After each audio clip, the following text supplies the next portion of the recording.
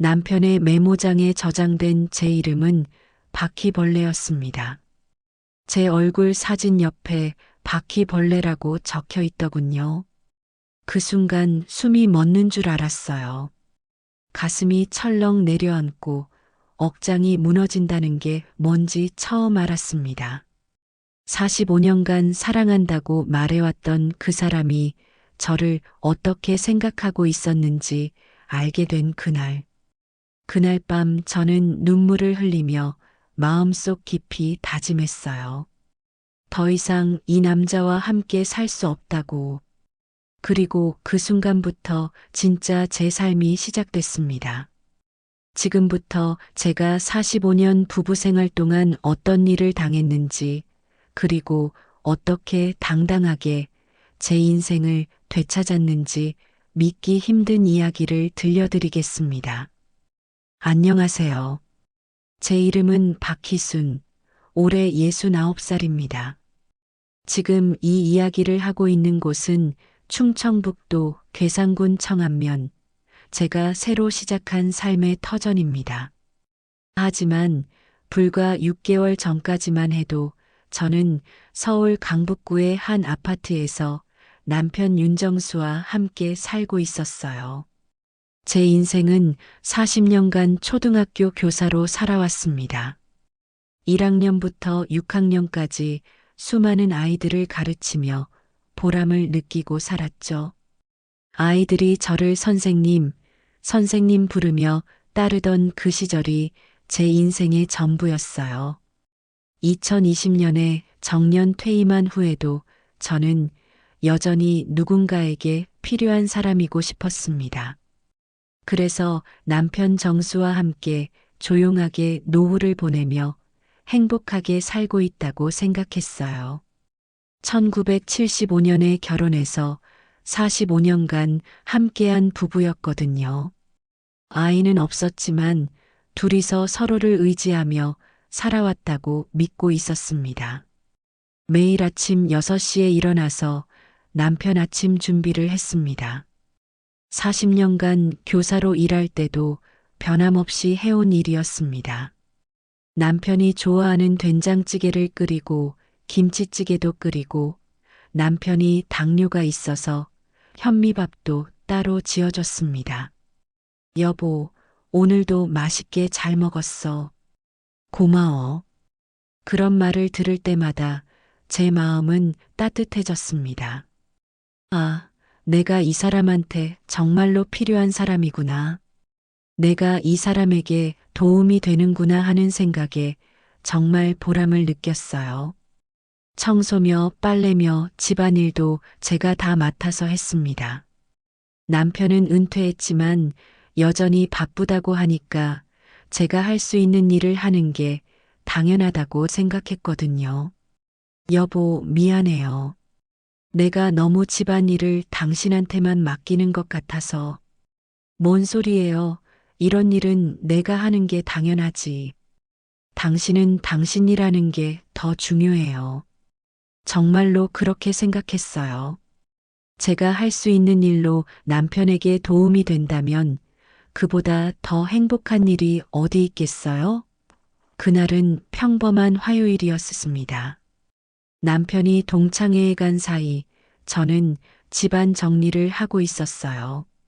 남편의 책상 서랍을 정리하다가 낡은 메모장 하나를 발견했습니다. 이런 걸 언제부터 썼지? 처음에는 그냥 넘기려 했어요. 하지만 뭔가 이상했습니다. 평소 남편은 메모 같은 걸 쓰는 사람이 아니었거든요. 호기심에 펼쳐본 그 순간이 제 인생을 완전히 바꿔놨습니다. 첫 페이지에는 동창회 모임 날짜들이 적혀 있었어요. 그 다음 페이지에 제 눈이 멈췄습니다. 집에 바퀴벌레 때문에 스트레스. 바퀴벌레가 또 잔소리. 언제까지 바퀴벌레랑 살아야 하나. 처음에는 정말로 벌레 얘기인 줄 알았어요. 하지만 계속 읽어보니 그게 아니었습니다. 동창회에서 바퀴벌레 얘기했더니 다들 웃더라. 김만섭도 자기 집 바퀴벌레 때문에 힘들다고. 이철수는 바퀴벌레 박멸업체 알아보라고. 그 순간 깨달았어요. 바퀴벌레가 바로 저를 가리키는 말이었다는 걸. 손이 덜덜 떨렸습니다. 심장이 쿵쾅쿵쾅 뛰면서 귀에서 윙 소리가 났어요. 40년간 교사로 살면서 그 어떤 학부모에게도 받아본 적 없는 모욕이었습니다. 바퀴벌레, 더럽고 징그러운 해충, 사람들이 가장 혐오하는 벌레. 그게 바로 45년간 함께 산 남편이 생각하는 저의 모습이었던 거죠. 메모장을 더 넘겨보니 더 충격적인 내용들이 나왔습니다. 바퀴벌레가 내 돈 관리한다고 나선다. 친구들한테 바퀴벌레 자랑하는 척해야 해서 피곤. 바퀴벌레는 언제 없어질까? 그 순간 정말 숨이 막혔습니다. 다리에 힘이 풀려서 그 자리에 주저앉을 뻔했습니다. 그동안 사랑한다고 말해왔던 그 입으로 친구들 앞에서는 저를 바퀴벌레라고 부르고 있었던 거였습니다. 메모장 마지막 페이지에는 더욱 가슴 아픈 글이 적혀 있었습니다. 희순이 교사였다고 자랑하는 것도 지겨워.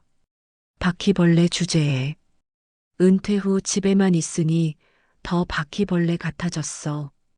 동창들이 내 바퀴벌레 이야기 들으며 자기들 스트레스 푸는 것 같아 좋다고 한다. 그날 밤 저는 한잠도 이루지 못했습니다. 눈을 감으면 바퀴벌레라는 글자가 빨간색으로 떠올랐어요. 천장을 바라보며 계속 생각했습니다. 언제부터였을까? 언제부터 남편은 저를 그렇게 생각하고 있었을까? 그때는 몰랐습니다. 이것이 모든 비극의 시작이자 동시에 진짜 제 삶이 시작되는 순간이었다는 걸. 그 이튿날 아침이 되자 저는 평소보다 일찍 부엌으로 나갔습니다. 손이 떨려서 칼질도 제대로 안 됐지만 그래도 아침상을 차렸습니다. 평생 그렇게 해왔듯이 말이죠. 남편이 나와서 인사를 했을 때 저는 그 사람의 얼굴을 똑바로 쳐다볼 수 없었습니다. 여보, 오늘 일찍 일어났네요. 밤에 잠 잘 잤어? 네. 그냥. 그 말을 들은 순간 저는 속으로 웃음이 나왔습니다. 잠을 잘 잤냐고요? 당신이 저를 바퀴벌레라고 생각하는데 잠이 올 리가 있나요? 그날부터 저는 남편의 말과 행동을 다른 시각으로 보기 시작했습니다. 예전 같으면 그냥 넘겼을 일들이 이제는 다르게 보였습니다. 며칠이 지나자 저는 그 메모장이 너무 궁금해서 다시 들춰봤습니다. 혹시 더 충격적인 게 있을까봐 무서우면서도 알고 싶었거든요. 뒷부분을 넘기니 더욱 가슴 아픈 내용들이 나왔습니다. 동창회에서 바퀴벌레 이야기했더니 김만섭이 웃으면서 말하더라. 야, 너도 참 고생한다. 우리 집도 바퀴벌레 때문에 죽겠어. 이철수는 이렇게 말했다. 그냥 바퀴벌레 박멸업체 부르면 안 되나? 하하. 이상하게 바퀴벌레 이야기를 하면 친구들이 더 편해한다. 자기들도 집에 바퀴벌레 있다면서 공감해준다. 제 손이 덜덜 떨렸습니다. 남편이 저를 바퀴벌레라고 부르는 건 그냥 화가 나서 한번 그런 게 아니었습니다. 동창회에 갈 때마다 친구들과 함께 저를 조롱거리로 만들고 있었던 거였습니다. 더 읽어보니 구체적인 대화 내용도 적혀 있었습니다. 어제 최영우가 물었다. 정수야, 희순 누나 요즘 어때? 그래서 답했다. 아, 우리 집 바퀴벌레. 요즘 더 바퀴벌레 같아졌어. 은퇴하고 나서 집에만 있으니까 더 징그러워졌네. 친구들이 다 웃으면서 아, 정수 형님도 고생이 많으시네요 라고 했다. 기분이 좋았다. 그 순간 저는 정말로 화가 치밀었습니다. 제가 교사로 40년간 열심히 살았던 것도, 정년 퇴직 후에 집에서 남편을 돌보는 것도 모든 게 그에게는 바퀴벌레 같은 행동이었던 거였어요. 저는 45년간 내가 이 남자를 위해 한 일들을 모두 차근차근 생각해 봤습니다.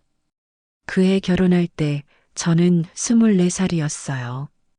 그때부터 시작해서 매일 새벽 5시 반에 일어나 남편 출근 준비를 도왔습니다. 40년간 교사로 일하면서도 집안일은 모두 제가 했습니다. 남편이 승진할 때마다 회식이 있다고 하면 기꺼이 혼자 저녁을 먹었습니다. 골프를 치러 간다고 하면 웃으며 보내줬습니다. 친구들과 여행을 간다고 해도 잘 다녀오라며 배웅했습니다. 남편이 아플 때면 밤새 간병했습니다. 남편이 담석으로 수술받을 때도, 당뇨로 입원했을 때도 제가 병원에서 밤새 지켰습니다. 남편의 부모님이 돌아가셨을 때도 장례 준비부터 뒷정리까지 모든 걸 제가 했습니다. 제 부모님 장례식 때도 마찬가지였고요. 아이가 없어서 외롭다는 말 한 번 하지 않았습니다. 대신 남편이 외로워하지 않도록 항상 곁에 있어줬습니다. 그런데 그 모든 게 바퀴벌레 같은 행동이었다고요? 가장 화가 났던 건 경제적인 부분이었습니다. 메모장에 이런 내용도 있었거든요. 친구들이 희순 누나 연금 많이 나오죠? 라고 물어봤다. 그래도 바퀴벌레라서 돈 관리를 못해라고 답했다. 정말 어이가 없었습니다. 제가 돈 관리를 못한다고요? 저는 40년간 교직원으로 일하며 매달 연금을 납입했습니다. 지금 나오는 연금이 180만 원이었습니다. 여기에 제가 모아둔 적금이 8천만 원, 그리고 부모님께서 물려주신 부동산을 처분한 돈이 3억이 있었습니다. 무엇보다 지금 살고 있는 이 집, 6년 전에 이사 올 때 7억 전액을 제가 냈습니다. 남편 이름으로 등기했지만 돈은 모두 제 통장에서 나간 거였습니다. 매달 생활비도 제 연금에서 절반 이상 나가고 있었고요. 남편은 은퇴 후 별다른 수입이 없었거든요. 그런데 바퀴벌레가 돈 관리를 못한다고요? 누가 누구 돈으로 살고 있는 건지 모르겠더라고요. 그 뒤로 며칠 동안 남편의 행동을 자세히 관찰해 봤습니다. 그제서야 보이더군요. 평소에 저를 얼마나 무시하고 있었는지 말이에요. 여보, 오늘 뭐 할 거야? 별로 할 일 없지 뭐. 집에나 있어야지. 친구들이랑 만나기도 하고 그러지. 나이 든 여자들이 모여서 뭘 해. 그냥 집에 있어. 예전에는 남편이 저를 걱정해서 하는 말인 줄 알았어요. 밖에 나가서 다칠까봐 무리하지 말라고 하는 줄 알았거든요. 하지만 이제는 알겠어요. 그냥 바퀴벌레가 밖에 돌아다니는 걸 싫어했던 거였습니다. 또 어떤 때는 제가 새로운 옷을 사 입으면 아, 나이가 몇인데 그런 옷을 입어. 집에서나 입고 있어. 이것도 예전에는 어울리지 않는다는 조언인 줄 알았는데 지금 생각해 보니 바퀴벌레가 예쁜 옷 입는 걸 보기 싫어했던 거였습니다. 정말 놀라운 건 남편의 이중적인 모습이었습니다. 다른 사람들 앞에서는 완전히 다른 사람이 되더군요. 며칠 전 이웃집 아주머니가 집에 왔을 때였습니다. 저는 부엌에서 차를 준비하고 있었는데 거실에서 들리는 대화가 귀에 들어왔습니다. 정수 씨, 부인분이랑 금슬이 참 좋으시네요. 그러자 남편이 말하더군요. 아, 저희 마누라요? 정말 좋은 사람이에요. 40년간 교사하면서도 집안일 다 해왔거든요. 저는 정말 복받은 남자예요. 그 말을 듣는 순간 저는 차 준비하던 손을 멈췄습니다. 이게 정말 같은 사람이 하는 말인가? 어제까지만 해도 메모장에 바퀴벌레라고 적어 놓던 그 입으로 지금은 복받은 남자라고 말하고 있으니 말이에요. 마치 두 명의 다른 사람이 한 몸에 들어 있는 것 같았습니다. 다른 사람들 앞에서는 좋은 남편 코스프레를, 뒤에서는 진짜 모습을 보이는 거였습니다. 아주머니가 돌아간 후 남편은 다시 평소의 모습으로 돌아왔습니다. 차는 왜 이렇게 늦게 나와?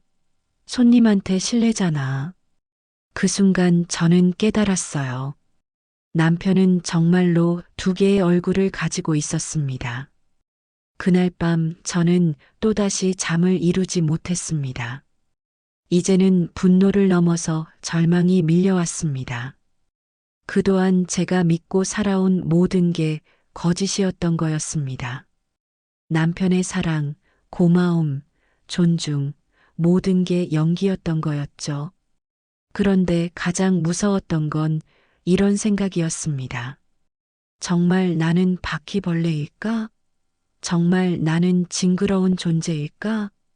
살면서 한 번도 의심해 본 적 없었던 제 자신에 대해 의문이 들기 시작했습니다. 하지만 곧 정신을 차렸습니다. 아니야, 내가 바퀴벌레가 아니라 남편이 그동안 나를 이용해 온 거야. 그때부터 저는 새로운 결심을 했습니다. 더 이상은 안 되겠다고. 이제 정말로 뭔가 해야겠다고. 그날부터 저는 남편을 완전히 다른 시각으로 바라보기 시작했습니다. 45년간 사랑하는 남편이라고 믿었던 사람을 이제는 저를 바퀴벌레라고 부르는 남자로 보게 됐습니다. 남편이 아침에 일어나서 제가 차려준 밥상을 보며 말했습니다. 오늘 반찬이 좀 싱겁네. 간을 좀 더 해. 예전 같으면 미안해. 다음엔 더 신경 쓸게라고 했을 텐데 이제는 다르게 들렸어요. 바퀴벌레가 만든 음식은 맛없다는 뜻으로요. 그래, 알았어. 저는 짧게 대답했습니다. 더 이상 미안해하지도 변명하지도 않았습니다. 또 어떤 때는 제가 TV를 보고 있으면 남편이 와서 채널을 바꿔버렸습니다. 이런 드라마 뭐가 재밌다고 봐. 시간 낭비야. 예전에는 그래. 그럼 뉴스 보자라고 했겠지만 이제는 알겠어요. 바퀴벌레가 보는 프로그램은 쓸데없다는 뜻이었던 거죠. 며칠 후 저는 더 충격적인 사실을 알게 됐습니다. 남편의 휴대폰을 충전하려다 우연히 본 건데 카카오톡 단체방 이름이 우리 집 바퀴벌레 신고센터더군요. 남편이 샤워하는 동안 몰래 확인해 봤습니다. 그 방에는 남편의 동창 친구들이 들어가 있었고 주제는 모두 부인들을 험담하는 내용이었습니다. 우리 바퀴벌레 오늘도 잔소리게 많아. 내 바퀴벌레는 돈 쓰는 걸로 스트레스 줘. 바퀴벌레들 모이면 수다 떠는 게 진짜 시끄러워. 그리고 남편이 보낸 메시지들. 우리 바퀴벌레 어제 친구 만난다고 나갔더니 집에 와서 신나서 떠들어댔어.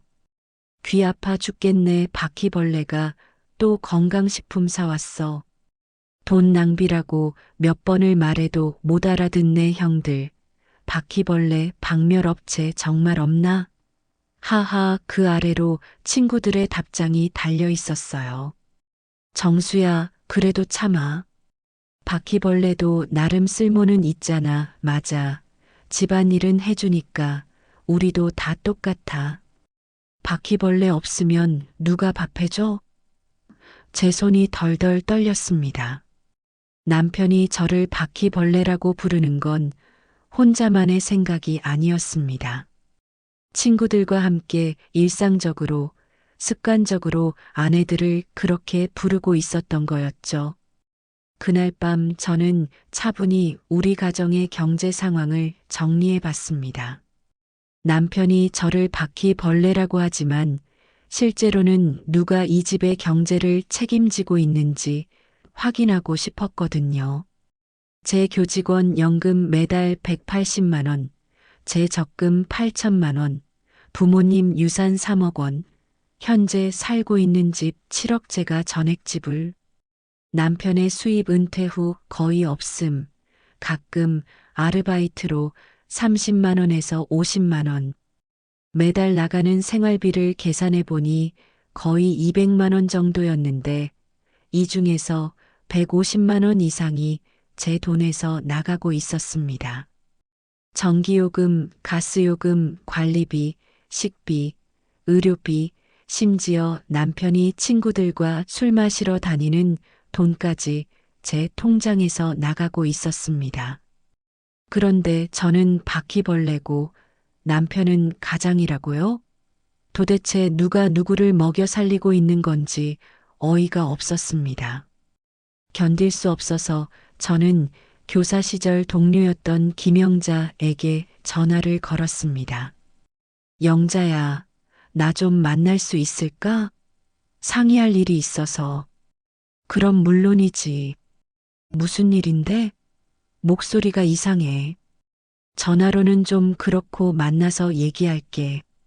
이틀 후 저는 영자와 동네 카페에서 만났습니다. 40년간 함께 일했던 동료 앞에서 제 속마음을 털어놓기는 처음이었습니다. 영자야, 나 정말 힘들어. 무슨 일이야? 건강에 문제라도 있어? 건강은 괜찮은데 남편 문제야. 저는 그동안 있었던 일들을 차근차근 설명했습니다. 메모장에서 바퀴벌레라고 저장된 일부터 시작해서 친구들과의 단체방 대화까지 모든 걸 다 털어놨습니다. 영자는 제 이야기를 끝까지 들어준 후 한참 동안 말이 없었습니다. 희순아, 정말 힘들었겠다. 응, 정말 힘들어. 그런데 희순아, 너 진짜 그냥 참고 살 거야? 그게 어떻게 해야 할지 모르겠어. 영자는 잠시 생각하더니 말했습니다. 희순아, 나도 작년에 비슷한 일 겪었어. 너도? 우리 남편이 형제들한테 나를 늙은 년이라고 부르더라고. 우연히 들었는데. 그래서 어떻게 했어? 나는 바로 따졌지. 당신이 나를 뭐라고 생각하는지 알겠다. 이제 그만 헤어지자고. 저는 깜짝 놀랐습니다. 영자가 그렇게 강하게 나올 줄 몰랐거든요. 그랬더니 남편이 깜짝 놀라서 사과하고 지금은 조심해. 하지만 희순아, 너는 좀 다른 것 같아. 뭐가 다른데? 너 남편은 이미 친구들과 함께 너를 조롱하는 게 습관이 된 것 같아. 고치기 어려울 것 같은데. 영자와의 대화를 마치고 집에 돌아오는 길에 저는 많은 생각을 했습니다. 정말 이대로 살 것인가? 죽을 때까지 바퀴벌레로 살 것인가? 69세의 나이에 새로 시작한다는 게 쉬운 일은 아니었습니다. 하지만 이대로 사는 것보다는 낫겠다는 생각이 들었습니다. 집에 들어가니 남편 ETV를 보고 있었습니다. 어디 갔다 와? 친구 만나고 왔어. 친구들이랑 만나서 뭘 해? 집에나 있지. 그 말을 들은 순간 저는 확신했습니다. 이 사람은 절대 변하지 않을 거라고.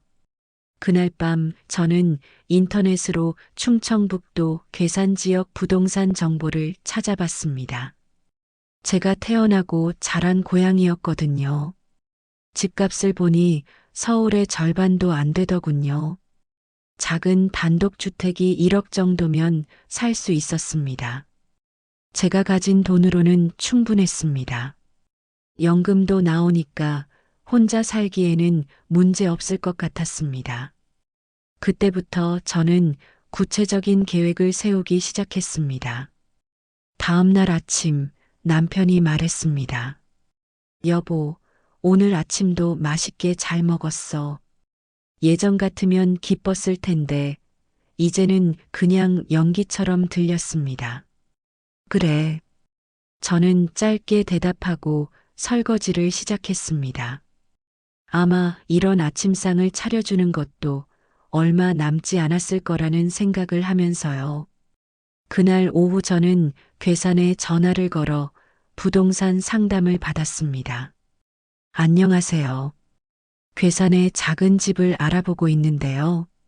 네, 어떤 형태를 원하시나요? 혼자 살기 좋은 단독주택이요. 정원이 있으면 더 좋고요. 며칠 후면 직접 내려가서 집을 보기로 했습니다. 지금까지 살면서 처음으로 제 자신만을 위한 선택을 하는 것이었습니다. 괴산에서 집을 보고 온 그날 저녁, 저는 마음을 굳혔습니다. 작은 정원이 딸린 9천만 원짜리 단독주택이 마음에 들었거든요. 계약금도 치르고 왔었습니다. 집에 들어오니 남편이 거실에서 TV를 보고 있었습니다. 어디 갔다 왔어? 연락도 안 하고. 괴산 다녀왔어. 괴산? 갑자기 왜? 집 보러. 남편이 고개를 돌리며 저를 바라봤습니다. 집? 무슨 집을 봐? 내가 살 집. 그 순간 거실이 조용해졌습니다. 남편은 뭔가 이상하다는 표정으로 저를 쳐다봤습니다.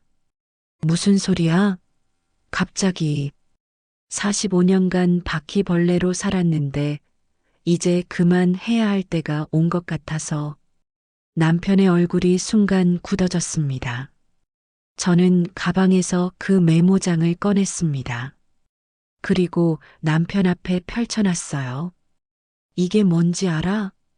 남편이 메모장을 보더니 얼굴이 하얗게 변했습니다. 그건 어디서 났어? 당신 책상 서랍에서 며칠 전에 발견했어. 저는 첫 페이지를 펼쳐 보였습니다. 집에 바퀴벌레 때문에 스트레스. 바퀴벌레가 또 잔소리. 언제까지 바퀴벌레랑 살아야 하나. 이 바퀴벌레가 바로 나지. 남편은 아무 말도 하지 못했습니다. 더 볼까? 저는 계속해서 페이지를 넘기며 읽어줬습니다. 동창회에서 바퀴벌레 이야기했더니 다들 웃더라. 이철수는 바퀴벌레 박멸업체 알아보라고. 희순이가 교사였다고 자랑하는 것도 지겨워. 바퀴벌레 주제에 남편이 당황하며 말했습니다. 희순아, 그건 그냥 스트레스 받을 때 끄적인 거야. 진심이 아니라고. 진심이 아니라고. 저는 핸드폰을 꺼내서 캡처해둔 화면을 보여줬어요. 그럼 이것도 진심이 아니야? 우리 집 바퀴벌레 신고센터라는 단체방도? 남편이 핸드폰 화면을 보더니 완전히 당황했습니다. 그건 어떻게? 우연히 봤어. 당신이 샤워할 때. 저는 단체방 대화 내용을 하나하나 읽어줬습니다.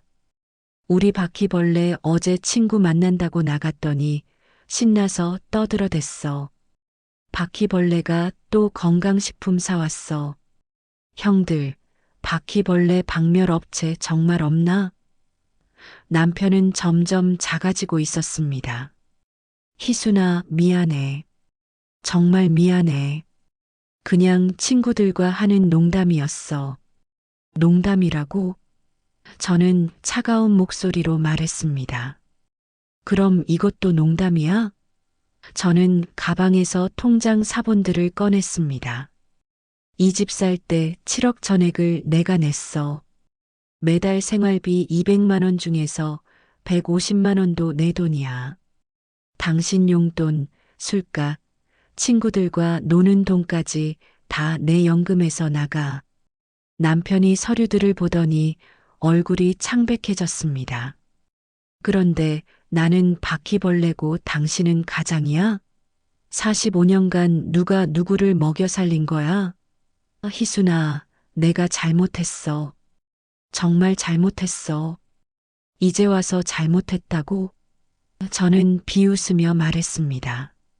45년간 매일 새벽 6시에 일어나서 당신 밥 차려주고, 당신 빨래하고, 당신이 아플 때 간병하고, 당신 부모님 장례도 치러주고, 그 모든 게 바퀴벌레가 한 일이었어? 남편이 무릎을 꿇었습니다. 희순아, 제발 용서해줘. 다시는 그런 일 없을 거야.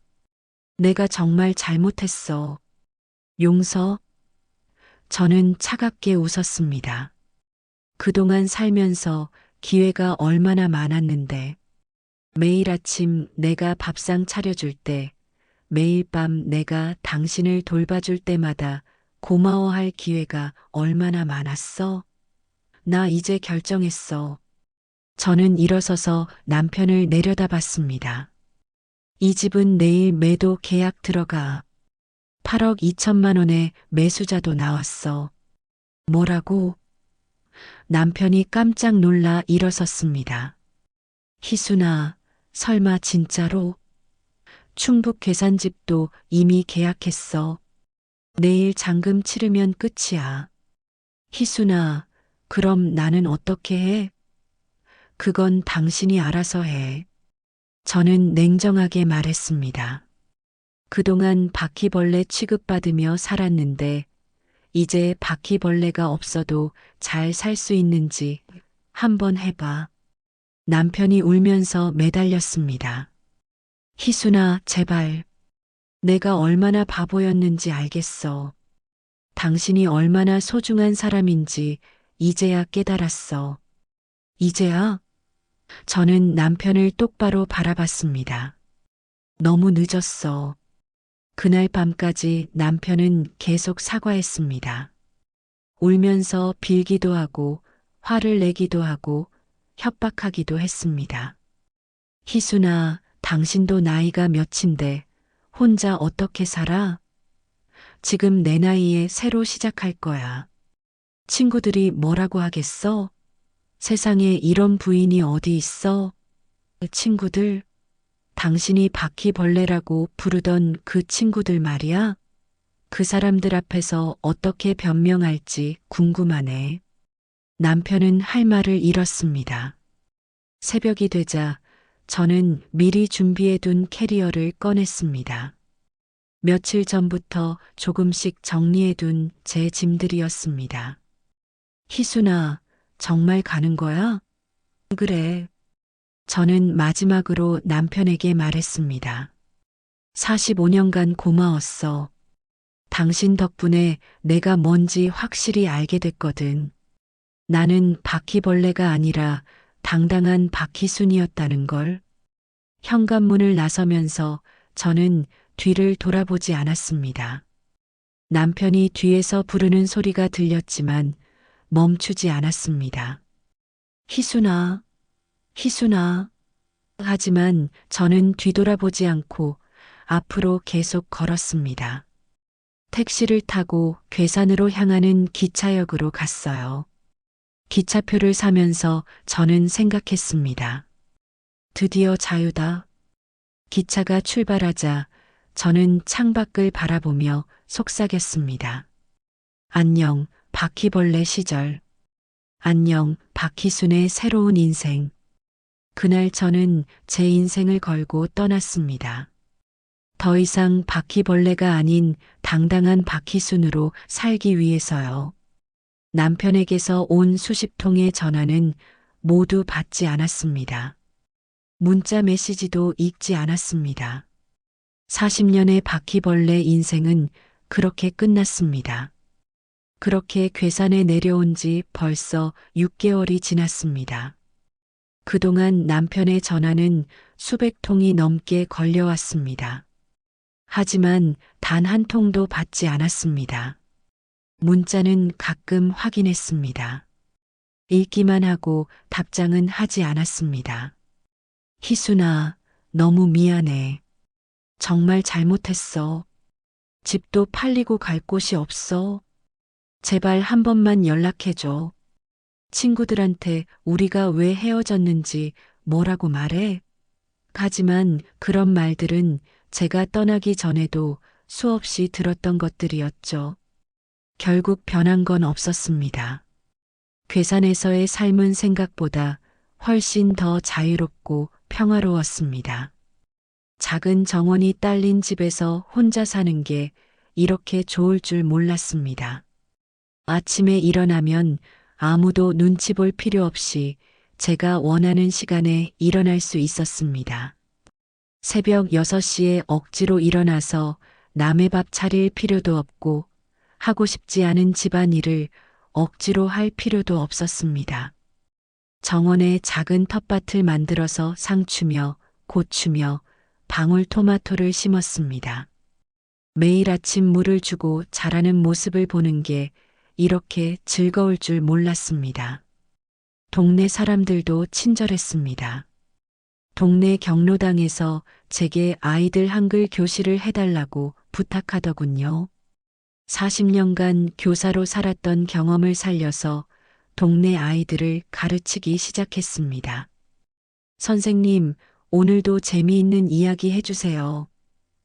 아이들과 함께하는 시간이 정말 즐거웠습니다.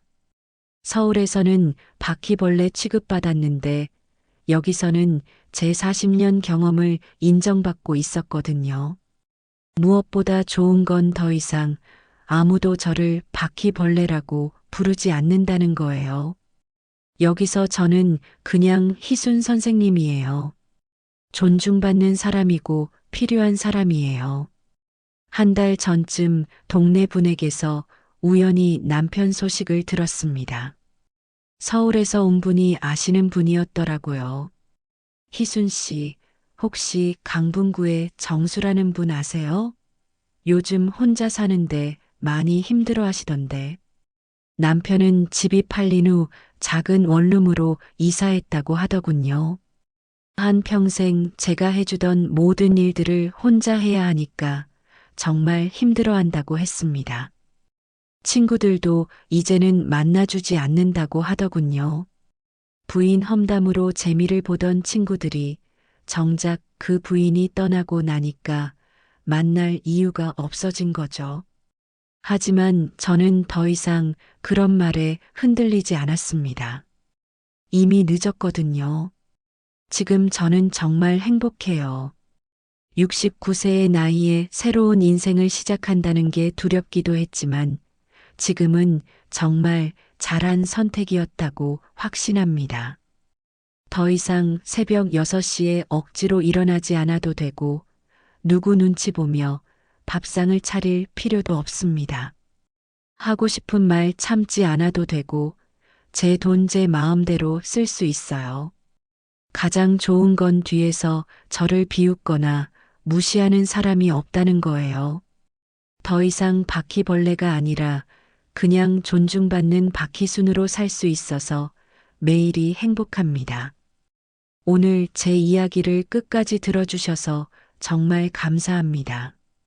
혹시 지금 이 영상을 보시면서 마음속에 억눌린 분노와 눈물이 있는 분이 계시다면 꼭 기억해 주세요. 존중받지 못하는 곳에서 떠나는 건 절대 이기적인 행동이 아닙니다. 오히려 용기 있는 결단입니다. 나이가 많다고 가족이라고 참아야 한다고 생각하지 마세요. 여러분도 존중받을 자격이 있는 소중한 사람입니다. 늦었다고 생각되는 그 순간이 바로 시작해야 할 때일지도 모릅니다. 저처럼 69세에도 새로운 인생을 시작할 수 있습니다. 용기를 내세요. 여러분도 바퀴벌레가 아닌 당당한 여러분의 이름으로 살 자격이 있습니다. 모두 건강하시고 행복하세요. 감사합니다.